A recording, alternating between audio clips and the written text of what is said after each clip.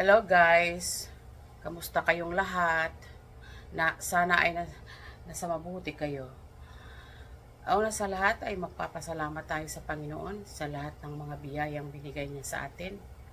At ganon din sa inyo mga guys. Maraming salamat sa pagpapanood sa aking mga video, sa inyong suporta. Maraming salamat sa inyong lahat.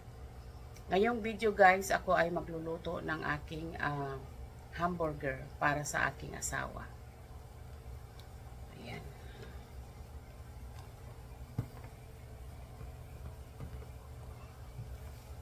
Ayan guys, mayroon akong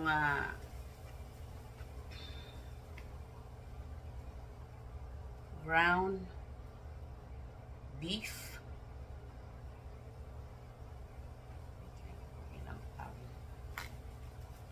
Ito ay gagawin kong hamburger.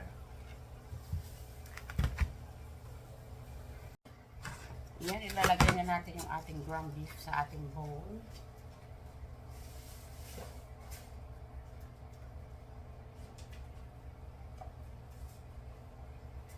Lalagyan ko siya ng asin. Itong asin yung ginagamit ko guys.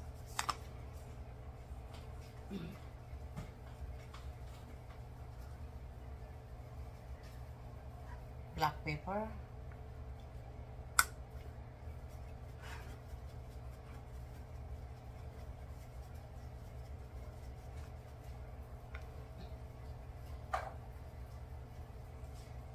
So, lagyan ko siya nito.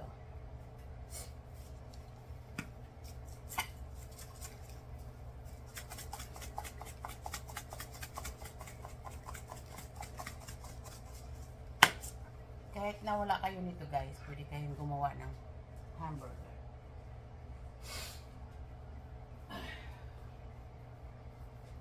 Garlic powder.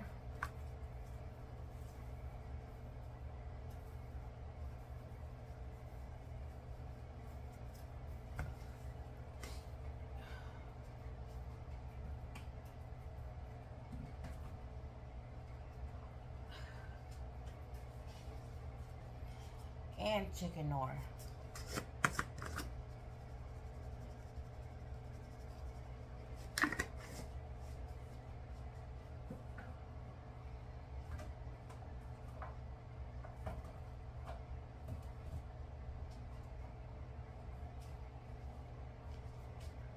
Onion powder.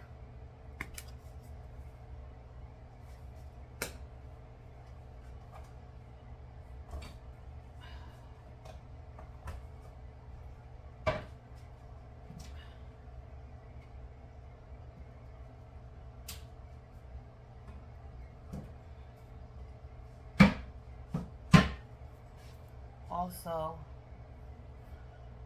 Worcestershire sauce. I can never pronounce this thing, guys. I'm sorry, y'all. Basahin nyo na lang. Comment below how you pronounce this.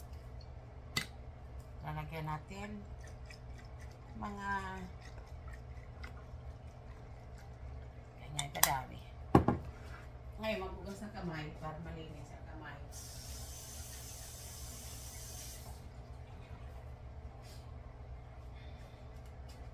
Ngayon, hahaluin na natin. Kailangan mahalo nyo mabuti yung inyong beef, ground beef, para magpantay yung kanyang lasa.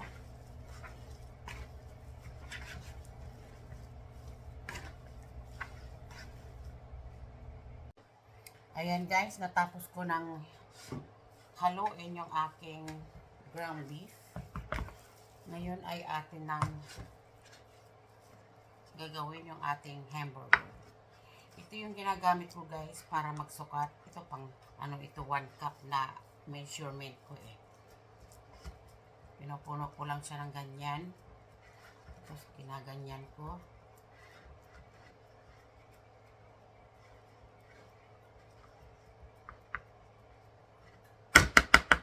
Ayan.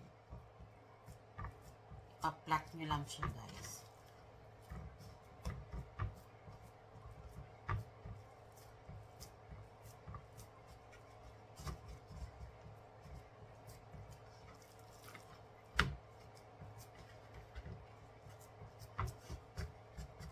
Tapos, iporma nyo lang siya ng ganun. Kahit anong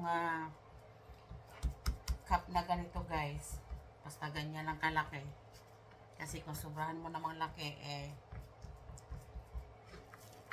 matagal maluto. Yan. Itong nabili kong ground beef ay 2 pound. Tingnan natin kung ilan ang magawa natin sa 2 pound.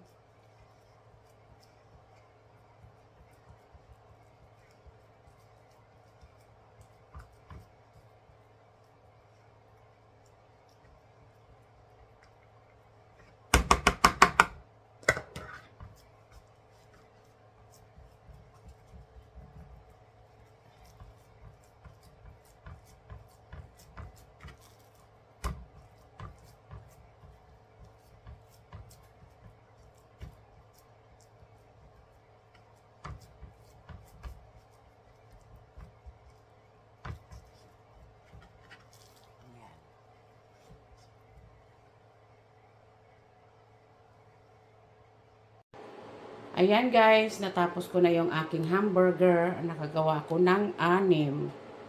Ngayon ang umpisahan na nating lutuin. Ito, mayroon ako ng kawaling mainit na. Ilagay na natin yung ating hamburger. Huwag nyo lang lagyan na kahit na ano, mantika o whatever. Kasi magmamantika ito mamaya. Lutuin natin siya sa sarili niyang mantika.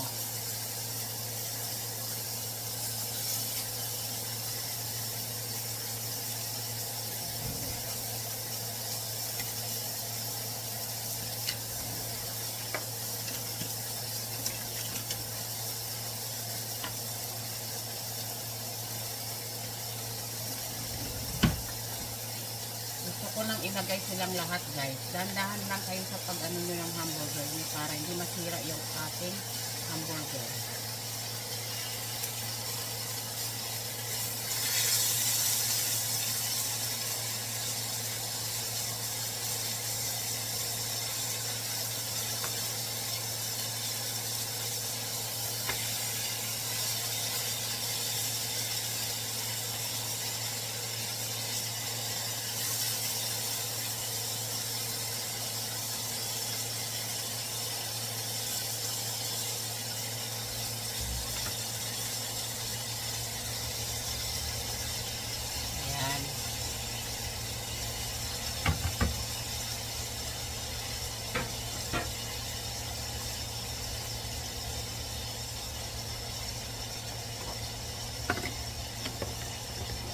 Ngayon guys, ito ginagamit ko ito sa aking barbecue skewer. Ang ginagawa ko pag niluluto ko yung hamburger ko, tinututo ko siya ng ganyan bago ko siya baliktarin para pati yung loob niya ay maluto. Ayan. Tapos kailangan medium lang yung inyong apoy kasi ayaw nyong malutong mabilis tapos yung loob hindi maluto.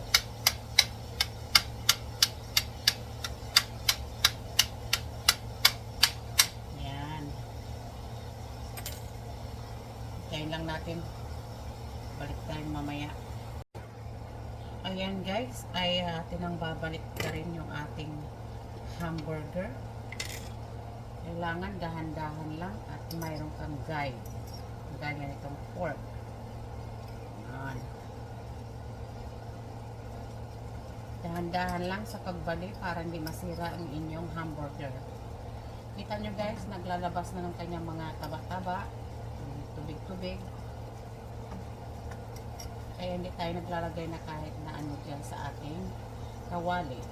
Kasi lumalabas yung kanyang mga taba-taba. Yan ang magluluto sa ating hamburger. Ang sarili niyang mantika. Ayan.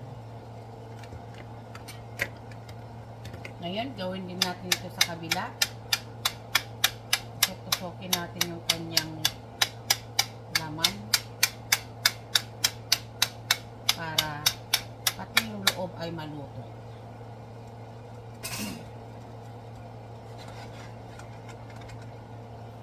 Ayan. Ayan guys, tinanggal ko yung kanyang katas para talagang maluto lang siya na natanggal na yung kanyang mga taba. Dinrain ko yung kanyang liquid. Nabaliktahin natin ang minsan at one more on the other side. Ayaw naman nila yung overcook ng kanilang hamburger na yung asawa ko ayaw. Ako kasi pag akong nagluluto ayaw ko yung hilaw. Hilaw pa kaya niluluto ko. Ayan, one more baliktad. Tapos na ito.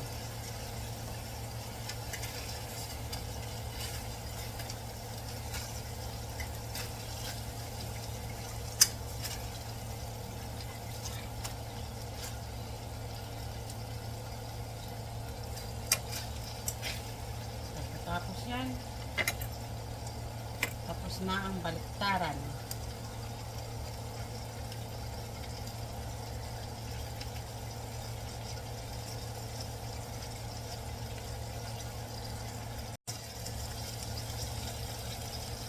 Tayo na natin. At luto na yan.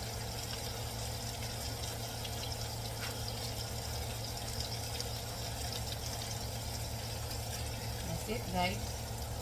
Ganyan lang ang pagluto ng hamburger.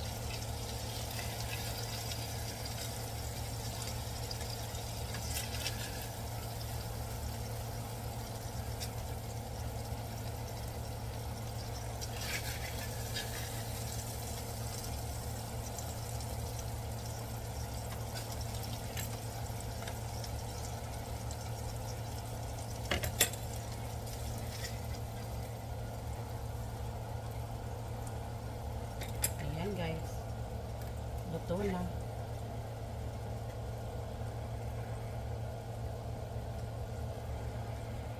Yan guys, yung ating hamburger ay luto na. Di ba madali lang? Subukan nyo to guys. Homemade sa bahay nyo, bumili kayo ng ground beef at magawa kayo ng hamburger. Sa inyong mga anak, asawa, magugustuhan nila. Alright guys, that's it for my hamburger.